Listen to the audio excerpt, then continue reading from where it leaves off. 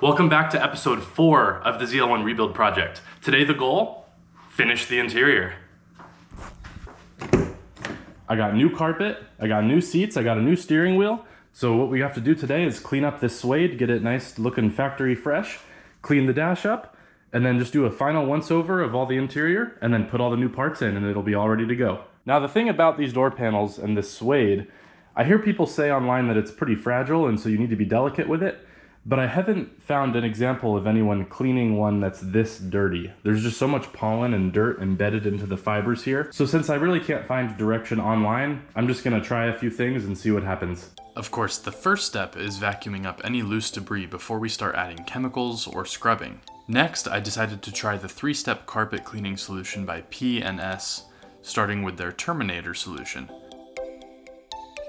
Wow, even after one wipe, check out that difference. I mean, all that gunk down there is mostly gone. All in the mat pocket is mostly gone. Let's hit it with the next step in this cleaning process. I decided to break out the steam cleaner before applying the next chemical, Carpet Bomber, and again, wiped it down with a microfiber towel.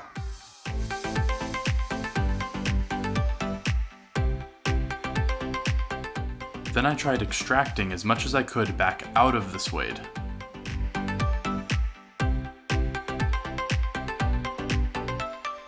Next, I decided to give Sonax Alcantara Cleaner a try, applying liberally, spreading with a horsehair brush, and then wiping with a microfiber.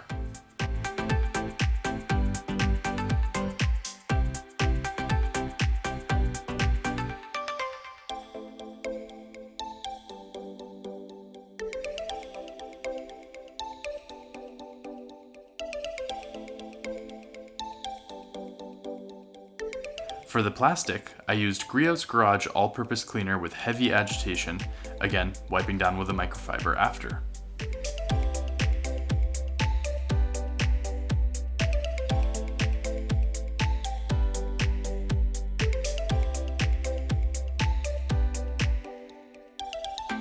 The last step here was to use compressed air to blow out any residual water stuck in the cracks.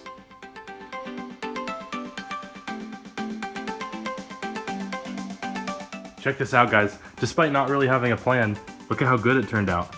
I think this calls for some nice before and afters with the big camera.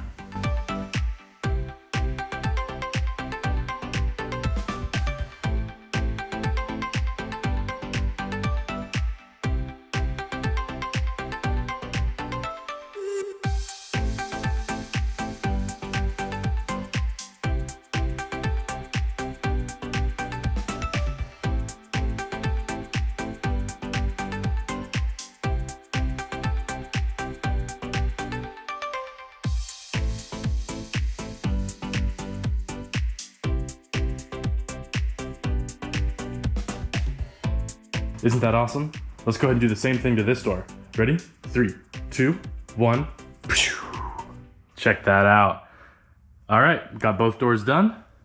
Let's move on to the dash.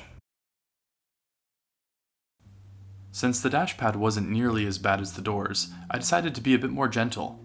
Here, I just used the Sonax Alcantara Cleaner, brush agitation, a bit of steam, wiping it dry with the microfiber towel, and then compressed air to finish it off.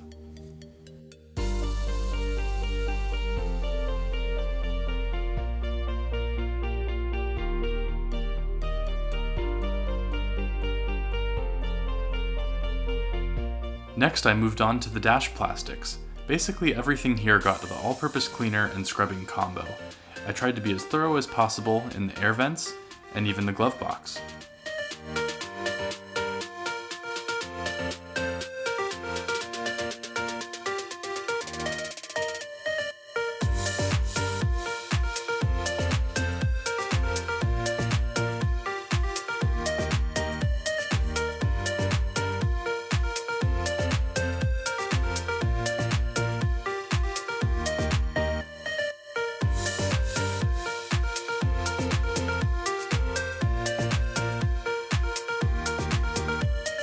The interior is coming along pretty nicely.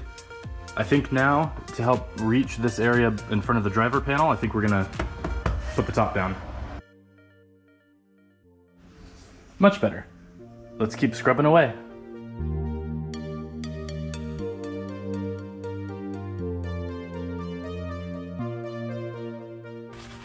It's like the cleaning never stops. But remember guys, the goal here is to remove any sign that this car was ever flooded, so that means getting in all the nooks and crannies. Here I decided to do one final cleaning of the floorboards with soapy water before committing to the carpet install.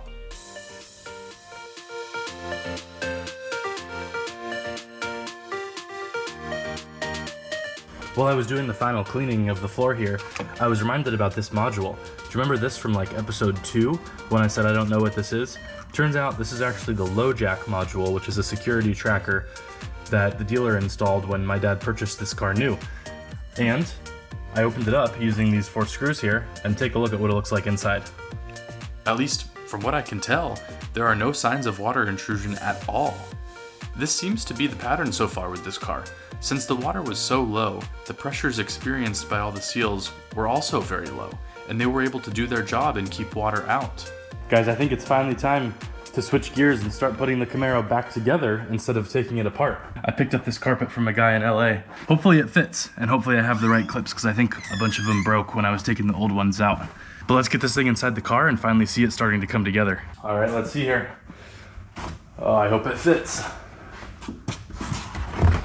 Come on, baby. Slide in there. Oh, this is promising. Oh, like a glove. Look at that. Man, it is perfect. Perfect fit.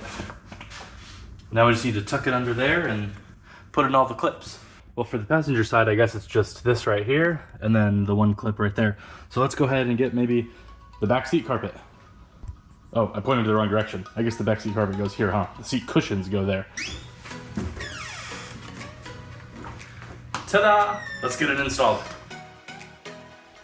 Getting this new carpet in was fairly easy. I just had to remind myself how all these jigsaw-like pieces fit together, since it had been about a month since I took everything apart.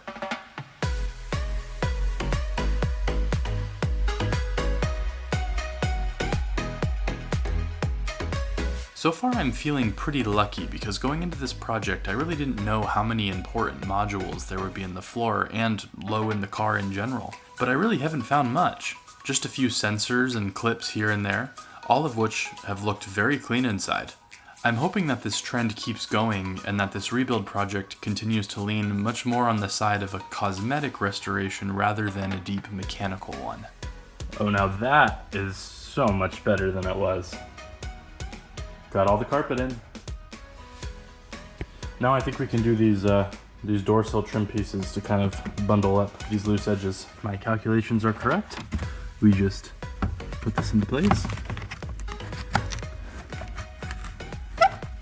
Oh, it's harder to do while holding a camera. And then snap it in. Got that. And then we snap in all these other ones. Just like that. And now our door sill is all buttoned up. This carpet is looking so good. Now what do you say we do some rear seats?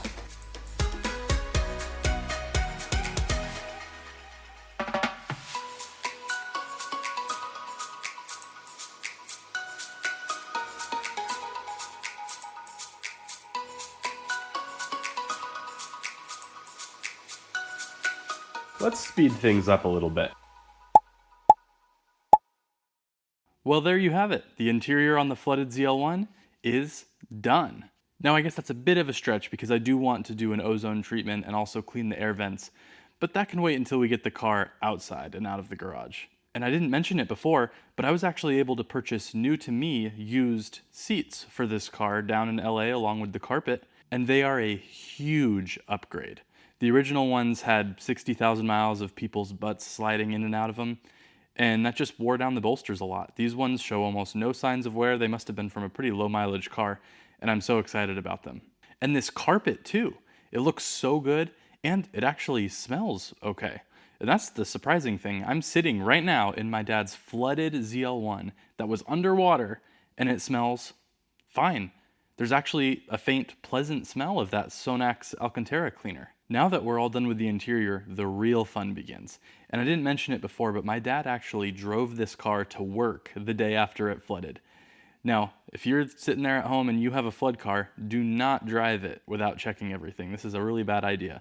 But in this case, I think we lucked out because the water level was so low and no water got in the engine or transmission or anything. But when he did that, it actually drove fine. So cleaning up all the flood mess from the inside was one of the biggest things on my checklist that I knew I had to do. But now with that done, it means we're kind of in uncharted waters. So the next big milestone would be to get this car out on the road and leave the battery plugged in for a substantial amount of time and allow all these computers and modules to reset and go through their entire startup procedure, and then throw any potential trouble codes, which could guide us to any other additional problems the car might have that we can address. As for next steps, I would like to change the engine oil, the differential oil, and then also do a brake job. I looked in the master cylinder under the hood of this car and it is disgusting. Definitely a brake fluid flush is much needed. But after that, it'll be time to take this thing out on the road for the first time in like 4 months. I hope you guys are as excited as I am. We'll see you in the next one.